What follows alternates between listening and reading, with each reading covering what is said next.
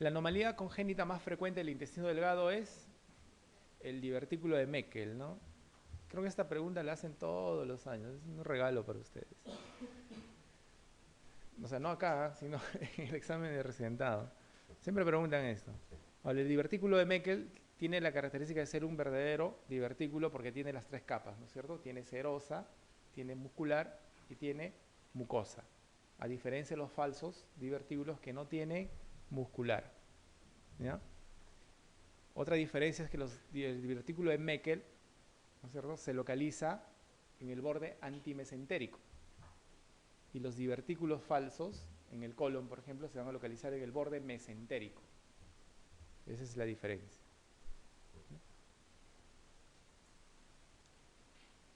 ¿Cómo se llama cuando el divertículo de Meckel forma parte de un saco herniario?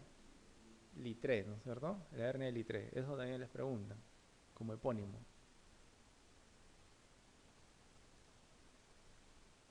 La diverticulosis intestinal, ¿no? Son falsos divertículos, generalmente asientan en el colon derecho, ¿no es cierto? Carecen de muscular, perdón, colon izquierdo, generalmente predominan en el colon izquierdo, ¿no? Carecen de muscular y se forman precisamente o sea, salen a través de los vasos nutricios, ¿no?, que tiene el colon en esa zona.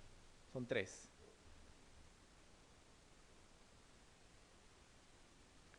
La malformación intestinal.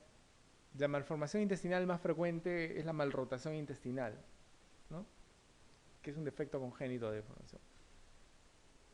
La enfermedad de Hirschsprung con afectación del intestino delgado, muy rara vez, generalmente el Hirschsprung afecta el intestino grueso, pero recuerden que al ser una ganglionosis, al haber ausencia de las células de los plexos de Meissner y Auerbach, puede afectar a todo el tracto digestivo, pero es más frecuente en el intestino delgado y es una causa de obstrucción baja en los niños, ¿no es cierto? Es más frecuente en los niños. Los adultos rara vez encontramos, pero sí podemos encontrar. Pero es más frecuente en los niños. Hirschsprung, niños. Obstrucción intestinal, baja, ¿cierto? La mucosa gástrica heterotópica, generalmente el divertículo de Meckel contiene este tipo de mucosas. Puede tener mucosa pancreática, mucosa gástrica, mucosa intestinal. ¿Ya? Entonces, ¿cuál es la complicación más frecuente del divertículo de Meckel?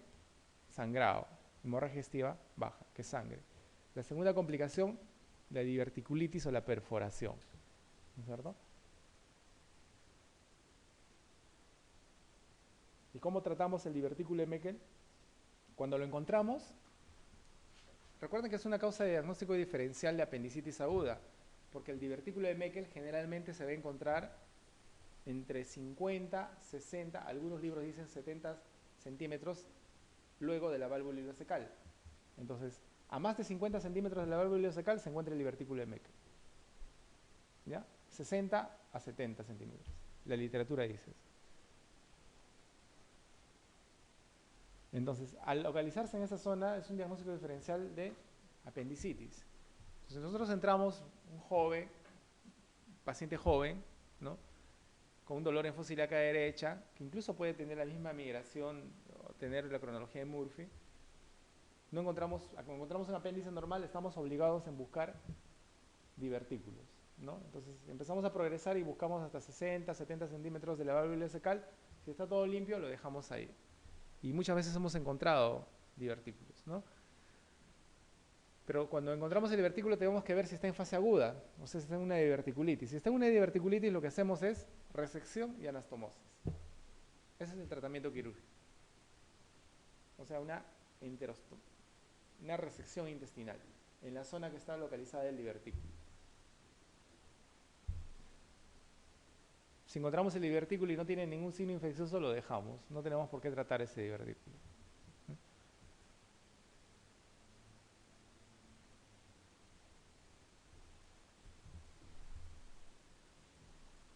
Entonces, la anomalía congénita más frecuente en el intestino delgado es el divertículo de Meckel, ¿no?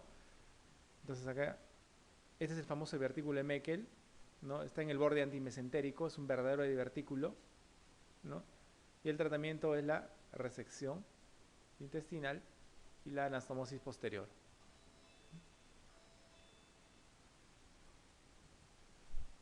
¿Cuál es la complicación más frecuente del divertículo de Meckel? La primera es la hemorragia, como también de los divertículos del lado izquierdo, ¿no es cierto? La primera complicación, sangrado. La segunda, la diverticulitis, ¿no es cierto? Y tras la diverticulitis, la perforación. La diverticulitis es la inflamación, ¿no? Entonces, primera complicación, hemorragia. Segunda complicación, inflamación, o sea, diverticulitis. Y luego de la inflamación ya puede venir la perforación. ¿Ya? Entonces, hemorragia intestinal, sí. Obstrucción intestinal, ¿podrá generar una obstrucción intestinal un Meckel? Bueno, puede darse, ¿no? De repente, como parte de una inflamación, puede generar un plastrón y ese plastrón genera la obstrucción. La inflamación, la diverticulitis es la segunda complicación más frecuente. La perforación, ¿no? La ulceración. No se ulcera un divertículo de Meckel, ¿no? Entonces, la complicación más frecuente es la hemorragia intestinal.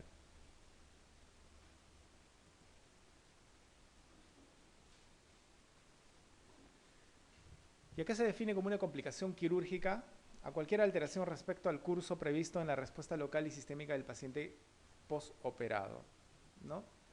Entonces, ¿qué complicaciones podemos encontrar en estos pacientes? Hablamos de fiebre, ya hablamos de este caso, ¿no? El fiebre, el primer día de la cirugía, se va a deber a atelectasia. Y durante la cirugía existe un episodio muy desagradable para los fisiólogos que se llama hipertermia maligna, ¿no? Que es una patología innata, incluso tiene que ver con la herencia autosómica dominante, ¿no? En la cual va a existir una respuesta por parte del individuo, una reacción, ¿no? Que va a desencadenar, por ejemplo, espasmos continuos, sostenidos, ¿no? Hipertermia per se, ¿no? Problemas cardiológicos respiratorios, ¿no? Con una mortalidad muy, muy, muy alta, ¿no? Se dice que hay una enzima, ¿no? Se llama la readina, que tiene que ver mucho con la génesis de esta patología. Entonces, precisamente existe un espasmo continuo por los cierres de los canales de calcio a nivel de las estructuras musculares, y esto va a generar un espasmo continuo, mayor metabolismo, y este mayor metabolismo genera la hipertermia, ¿no? Los anestesiólogos tienen miedo porque este espasmo puede generar el famoso trismus, y el trismus lo que se genera es el cierre de la... Si el paciente está intubado, colapsa el tubo endotraqueal, ¿no?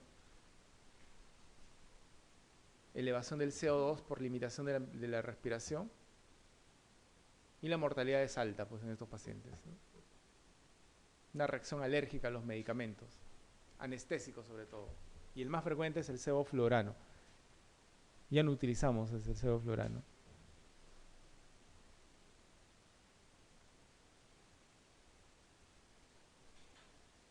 El tratamiento es la aplicación de una medicina que se llama dartrolene, ¿no?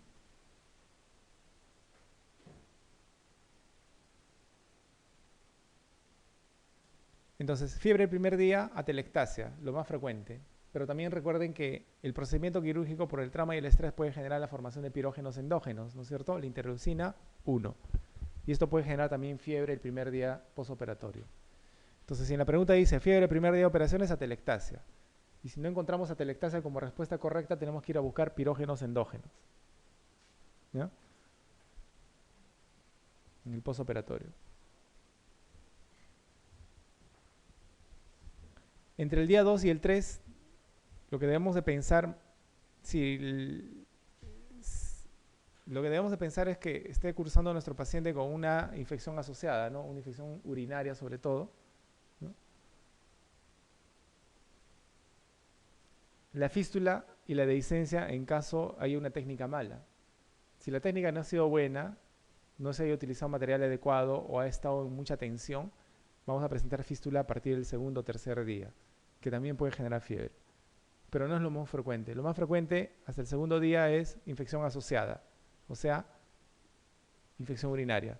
Entre el tercer día y el quinto día nosotros buscamos esto, ¿no? ISO, infección de sitio operatorio. Y a partir del sexto día buscamos colecciones, o sea, abscesos. A partir del quinto día para adelante, si es que no tenemos absceso, no tenemos ISO, flebitis, ¿no? Es frecuente que se nos escape esto y estamos rotando de antibióticos al paciente, ¿no?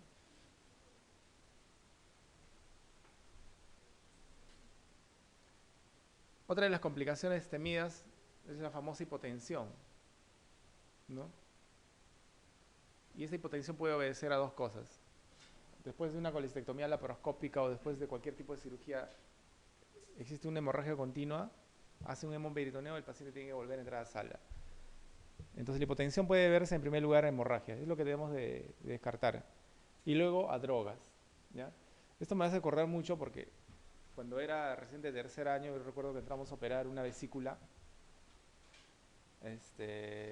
convencional, una paciente joven, 33 años, mujer, venía de emergencia, entramos con un cirujano ya, yo entré con el doctor Llerena, que era un cirujano antiguo, con mucha experiencia, ¿ya?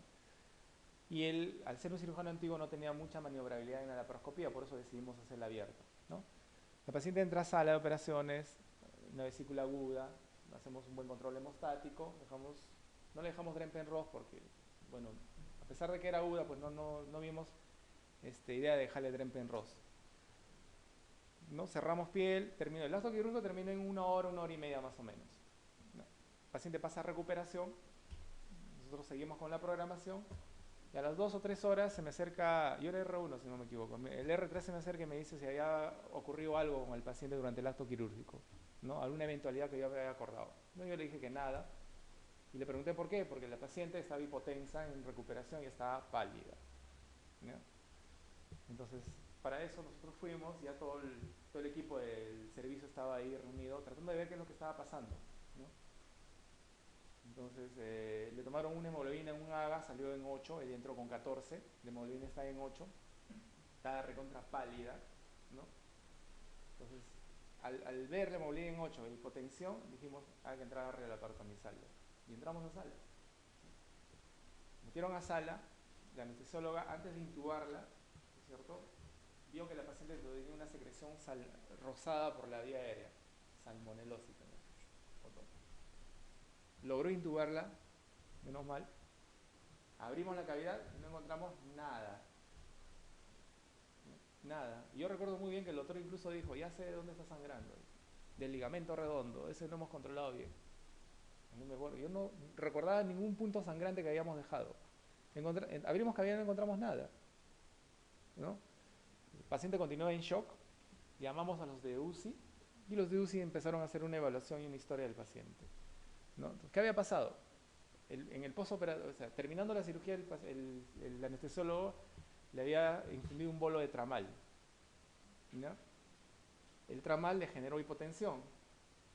Paciente hipotensa pasó a recuperación y las enfermeras en sala de recuperación, como veían al paciente hipotenso, supusieron que había sido un desbalance hidroelectrolítico y empezaron a pasarle cristaloides, ¿no? O sea, desmedidamente, de tal manera que hemodiluyó la sangre y le generaron un edema agudo de pulmón, ¿ya?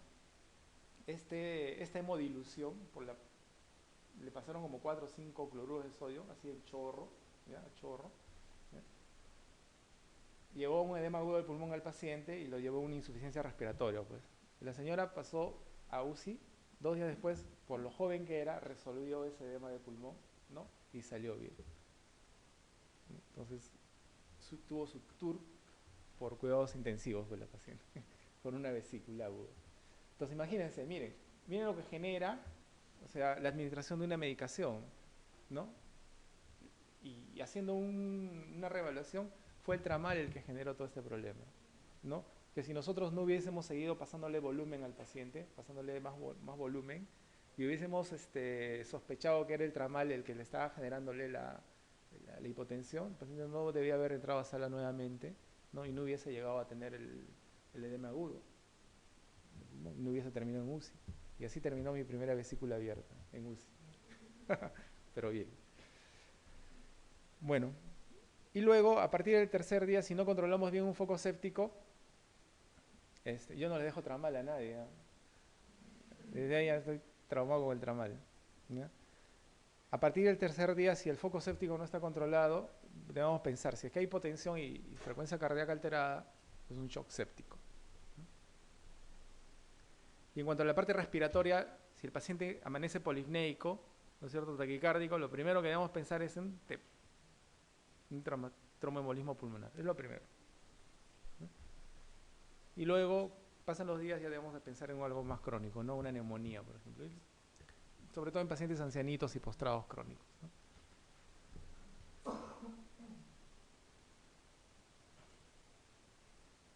Entonces, no es complicación de una herida quirúrgica. El seroma sí es una complicación de la herida quirúrgica, ¿no es cierto? El seroma es la secreción de líquido linfático, ¿no?, que se genera por la disrupción de las células que generamos al hacer la incisión, ¿no? Sangrado, sí, si no hacemos un control, puede generarse un hematoma en la pared, un hematoma en la herida, ¿no?, que es traumático. Si se presenta en el celular subcutáneo no hay problema porque se drena, pero si el hematoma lo tenemos a nivel del músculo, genera un gran dolor, ¿no?, por la distensión que va a generar, y la fascia generalmente controla el sangrado, y si el sangrado está en expansión genera dolor, pues, en estos pacientes. Evisceración. Una herida quirúrgica sí se puede eviscerar, se puede complicar. La evisceración es la exposición de las asas hacia el exterior, ¿no? La evisceración completa se llama, porque existe una evisceración parcial o una evisceración contenida, ¿no? Recuerden que la evisceración se da cuando se pierde el elemento de sostén de la pared abdominal, que es la aponeurosis. Si la aponeurosis se pierde, ¿no es cierto?, se hace disrupción, el paciente se eviscera. Esta evisceración puede ser total cuando la evisceración incluye la aponeurosis y la piel, o puede ser parcial, o una evisceración contenida cuando la evisceración solamente compromete la aponeurosis, más no la piel. Entonces podemos tener una evisceración contenida cuando es la piel la que no sostiene todas las asas intestinales. La evisceración completa tiene indicación quirúrgica, tiene que ir a sala el paciente, ¿no? Hipertermia maligna no es una complicación, pues, de la herida quirúrgica, no es una complicación anestesiológica. Esto lo ven más los anestesiólogos, ¿no?, porque es una complicación que se da precisamente por una respuesta alérgica a los anestésicos utilizados en estos pacientes. Y la cicatriz queloide, que es una cicatriz anormal, ¿no?, un sobrecrecimiento que se va a dar en la herida operatoria, ¿no? Entonces la hipertermia maligna no es. ¿Qué diferencia hay entre una cicatriz queloide y una hipertrofia, una cicatriz hipertrófica? La cicatriz hipertrófica va a crecer lineal a la herida, ¿no es cierto? En cambio, la cicatriz queloide, su crecimiento va a ser más en expansión, se va a extender inclusive a áreas sanas. Esa es la diferencia. Ambas tienen la misma patología, ¿no?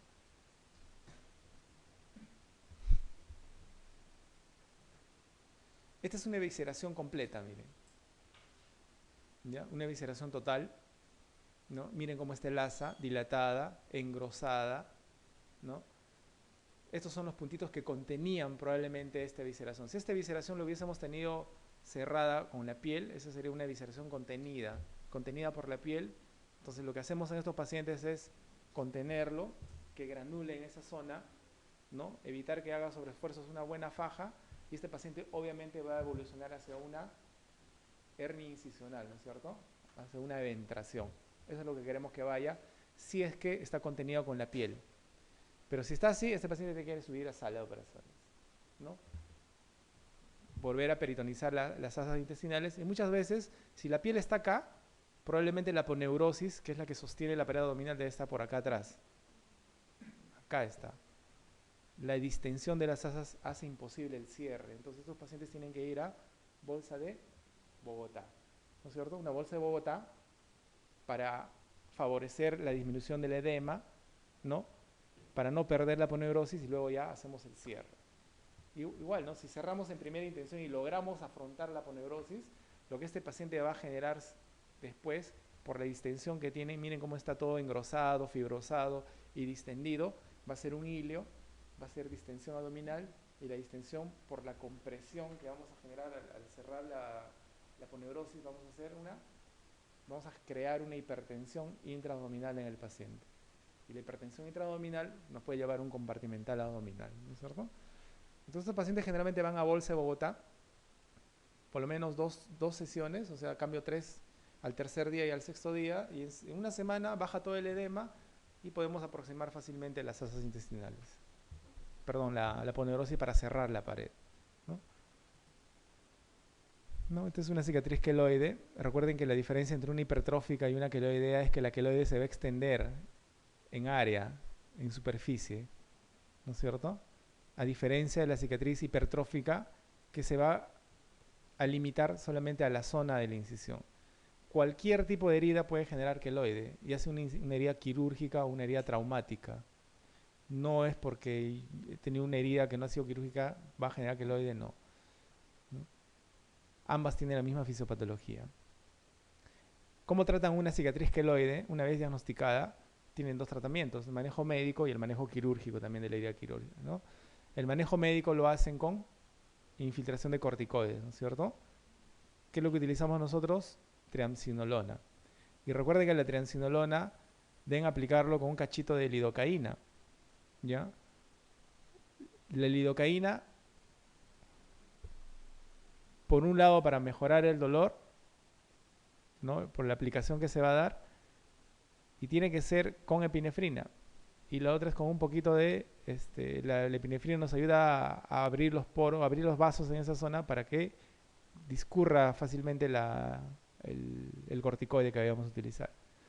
Entonces pueden utilizar 1 centímetro de aplicaciones de 1 o 2 centímetros de triamcinolona con 1 centímetro de lidocaína, lo diluyen, ¿no? Con epinefrina obviamente, y hacen la infiltración a lo largo del borde de la cicatriz queloide. El resultado, sobre todo con queloides que no tienen más de 6 meses. Porque si ustedes quieren infiltrar un queloide que tiene más de 1 año, imposible.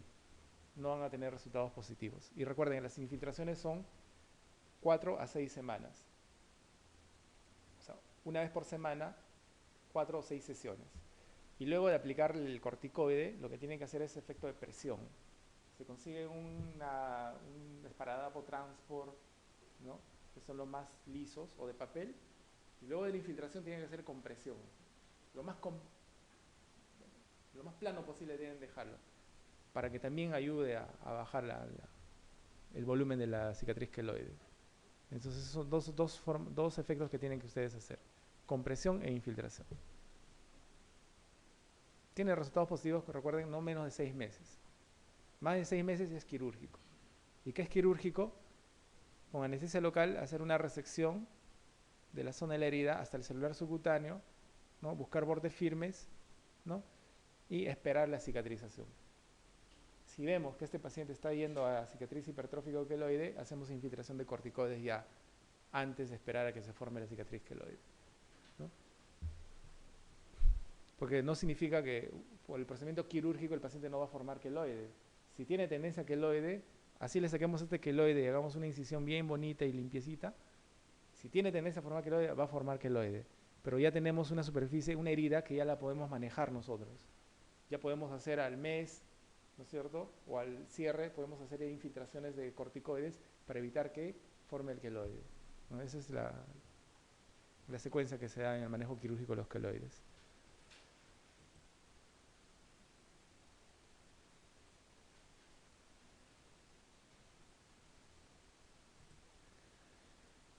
Las complicaciones perioperatorias afectan con más frecuencia al... Generalmente vamos a tener más complicaciones a nivel del sistema respiratorio, el aparato respiratorio, ¿no? Ahí tienen las famosas atelectasias, ¿no? Y si las atelectasias son severas, incluso pueden generar infección de la atelectasia y ser un foco de neumonía en estos pacientes, ¿no? ¿Y cómo manejamos la atelectasia? Primero, ¿por qué se forma la atelectasia? La primera causa es el dolor, ¿cierto? ¿Por qué? Porque disminuimos la amplexación torácica, ¿no? Impedimos que el diafragma baje, que los alvéolos se expandan y permanecen colapsados, ¿no es cierto? Entonces eso genera el dolor. Entonces, ¿qué es lo primero que tenemos que hacer? Mejorar el dolor, manejo del dolor de la herida del paciente. Y luego, dilatación de los alvéolos. ¿Cómo dilatamos? Nebulizando, con broncodilatadores o corticoides. Entonces, nebulización, manejo del dolor y por último, fisioterapia respiratoria en el paciente, ¿no? Deambulación precoz, fisioterapia respiratoria.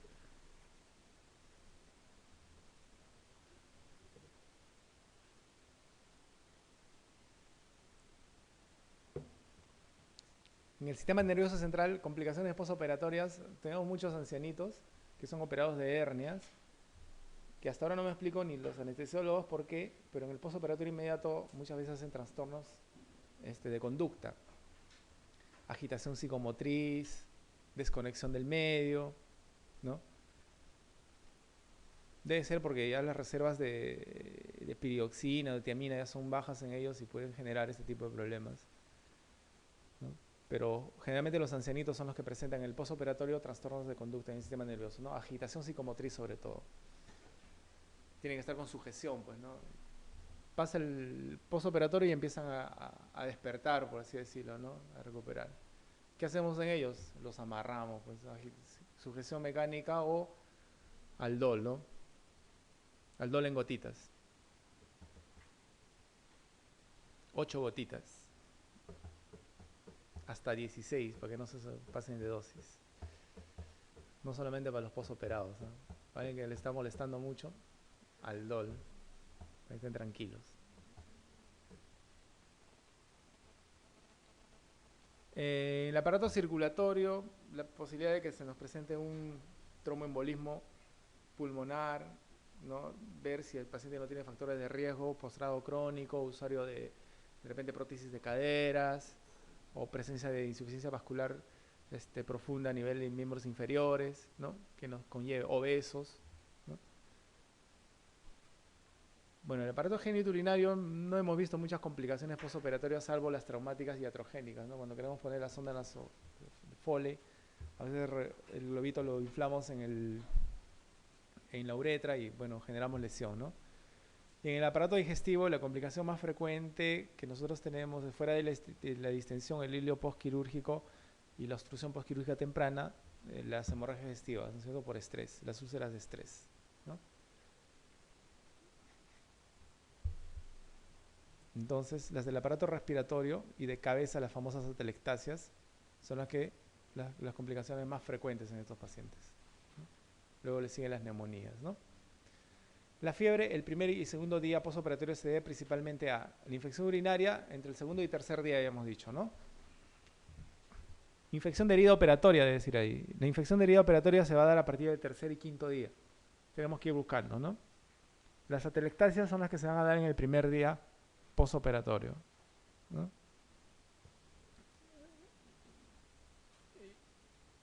Inclusive puede presentar fiebre por pirógenos endógenos, recuerden.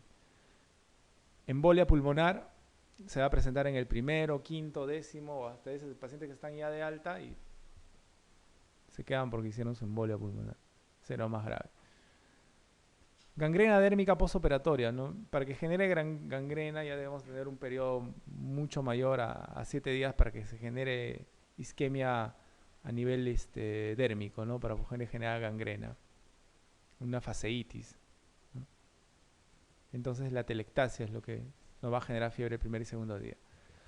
No es característica de la telectasia postoperatoria, dice, no es característica, ¿no? ¿Constituye el 90% de las complicaciones pulmonares? Sí, ¿no es cierto? La primera, fiebre y un poco de estrés, lo primero que tenemos que pensar es que esté haciendo una telectasia. Y lo segundo, o sea, no es lo primero en lo que se piensa en un tromboembolismo pulmonar, pero es lo que debemos de tener en mente. Si nos dicen cuál es la primera, el 90% de las complicaciones pulmonares lo va a generar una telectasia, no un tromboembolismo pulmonar. Pero sí tenemos que tenerla presente, ¿no?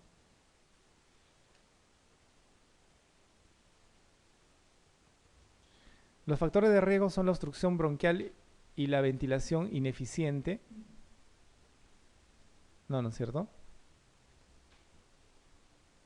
Claro que sí, ¿no? Los factores de riesgo son la obstrucción bronquial y la ventilación ineficiente, claro. Si nosotros tenemos una amplexación limitada por el dolor que va a generar una laparotomía abdominal o una cirugía torácica, ¿cierto? Eso va a condicionar el colapso alveolar y este colapso, ¿no es cierto?, va a empezar a generar síntomas como fiebre. Y si es que este colapso se mantiene, podemos llegar incluso a tener una telectasia infectada. Y la telectasia infectada ya es un cuadro un foco séptico, ¿no? Se inicia con fiebre y taquicardia. La mayoría de las veces con fiebre, ¿no? Fiebre, primer día postoperatorio, atelectasia. Suele ser masiva y producir colapso pulmonar. Puede ser. ¿De qué puede ser? Sí, como vemos en el gráfico, ¿no? No es muy frecuente, pero puede generarse un colapso masivo y generar un colapso pulmonar. Por lo general se presenta a las 72 horas de la cirugía. No, ¿no es cierto? A las 24 horas. Lo primero que se presenta.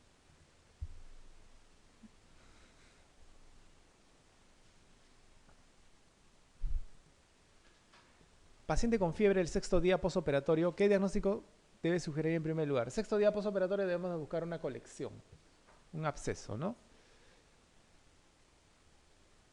Neumonía. La neumonía la podemos tener a partir del tercer día, ¿no es cierto? En caso no tengamos ningún otro foco. La cistitis en el segundo día, recuerden. La infección de la herida entre el tercer y el quinto día. La flebitis a partir del tercer día de fiebre ya debemos buscar una flebitis. Dehiscencia de anastomosis o absceso intraabdominal. Absceso intraabdominal a partir del sexto día. Recuerden que la anastomosis, toda anastomosis tiene un tiempo de oro, ¿no? El tiempo de oro en las anastomosis intestinales son de 6 a 7 días. Nosotros esperamos el séptimo día para poder determinar de que una anastomosis nos ha sido provechosa.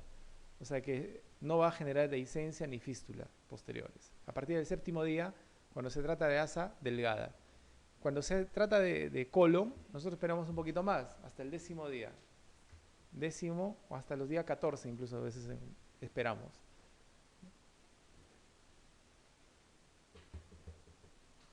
Ahora, esto no condiciona de que debemos esperar hasta el día 14 para poder darle de comer al paciente. Nosotros ya instauramos la dieta entre el tercer o cuarto día, perdón, la dieta se instala una vez que el paciente, ¿no es cierto?, restituya su tránsito. O sea, que el paciente presente ruidos hidroaéreos, ¿no?, y haya eliminado flatos. Ese es el punto en el que nosotros reinstauramos la dieta, ¿no? Puede ser en el PO1, PO2, PO3, PO4, independientemente de eso, ¿no?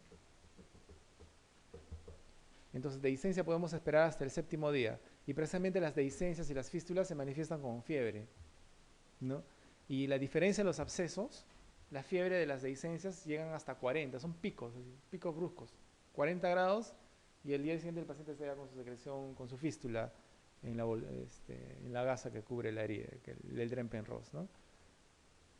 En cambio, los abscesos nos van a dar la famosa fiebre en picos, ¿no? Pico, pico, pico.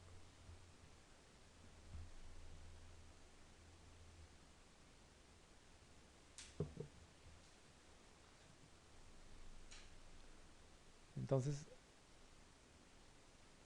aquí la respuesta sería abscesos, ¿no? No la infección de la herida. La infección de herida operatoria la tenemos que buscar entre el tercer y quinto día posoperado. Con relación a la hipertermia maligna, marque lo falso, dice. ¿Es una enfermedad hereditaria? Sí, ¿no es cierto? Tiene que ver mucho con factores hereditarios. No es muy frecuente. La incidencia va de 1 en 5.000, perdón, 1 en 3.000, puede ir desde 1 en 3.000 hasta 1 en 25.000, ¿no? O sea, la incidencia es variable. No podemos decir que tiene una incidencia alta ni una incidencia baja, ¿no? Tiene una incidencia variable. ¿Con frecuencia es mortal? Sí. Precisamente por las comorbilidades que trae, ¿no? El espasmo puede tener, el paciente puede tener paro cardiorrespiratorio, que es lo que generalmente sucede, precisamente por alteración en la contractilidad cardíaca, ¿no?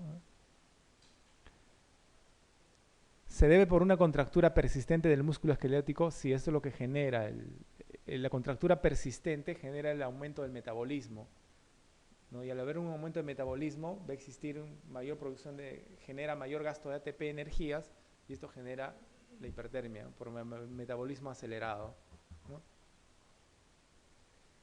La prueba de la contractura con cafeína alotano es de elección.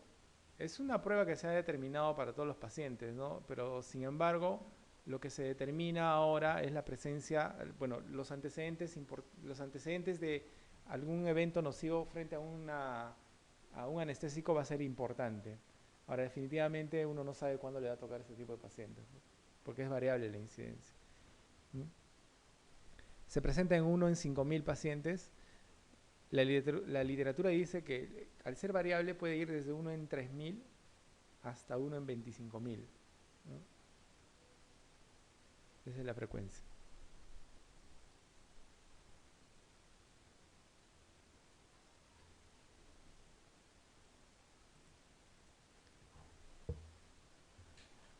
Las adherencias peritoneales postoperatorias se observan con mayor frecuencia en...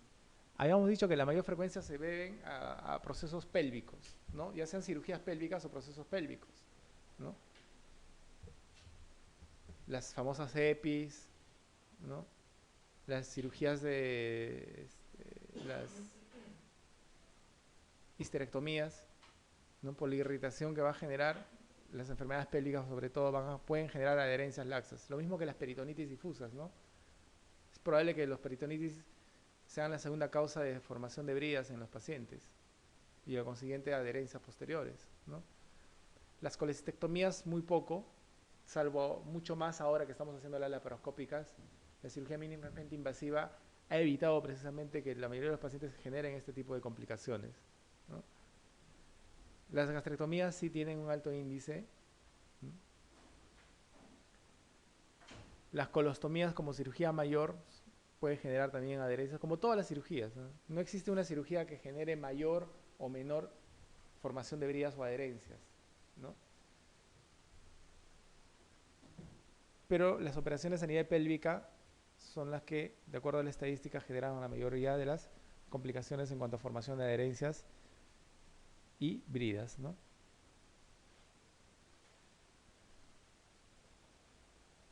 Entonces la laparoscopía es una ventaja a eso, ¿no? Una primera ventaja es evita la formación de bridas y adherencias. Son mínimas las bridas y las adherencias que forman la laparoscopía, ¿no? No es que no formen bridas nunca, no, son mínimas las. Entonces las operaciones pélvicas, no solamente las operaciones pélvicas, sino los procesos inflamatorios pélvicos nos van a generar o tienen un alto índice de formar bridas y adherencias en esa zona. ¿Qué tipo de colección tiene un seroma? Linfática, ¿no? Serosa, no, pues. Linfática, sí. Intestinal, no es un seroma. Purulenta ya sería un absceso. Hemática sería un hematoma. Entonces es secreción linfática. Esta secreción linfática es lo que nosotros llamamos secreción serosa, ¿no? Transparente, amarillo transparente, ¿no? Esa es la secreción linfática que genera un seroma. A veces este seroma no aparece solamente como seroma, sino aparece como un seroma con rasgos hemáticos. Entonces podemos tener una colección serohemática, ¿no? O un seroma que tenga una colección linfática y hemática, o sea, serohemática, de la misma denominación. ¿Y qué es lo que va a generar el seroma? Fiebre, ¿no? Dolor en la herida, y el tratamiento es el drenaje, apertura de la herida y drenamos ese seroma.